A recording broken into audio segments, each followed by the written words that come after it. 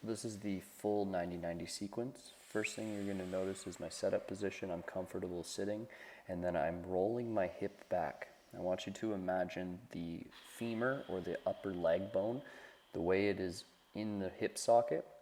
When we roll the hip back, the femur rolls forward, and that's what's creating internal rotation. What we're trying to feel here is a joint capsule stretch. Just like I described, feels like you took a marker and drew a line around where your leg meets your hip. It's quite intense, and we want to breathe into this position for a minimum of 2 minutes. I sped it up in the video, but make sure you do a minimum of 2 minutes, sometimes even 4, 5, 6 minutes.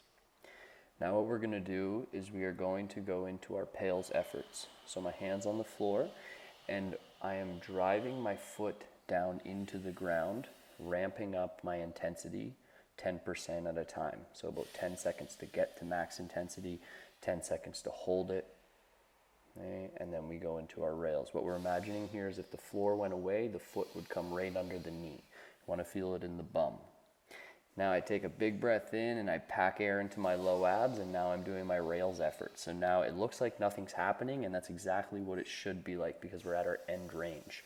You'll notice that you're just trying to take pressure off the floor, and the hip right beside my elbow is going crazy on the backside. We relax, and then we sink deeper into the stretch, and you will notice I can get further. It's very, very common. And again, that would be 1 round of PAILs and RAILs.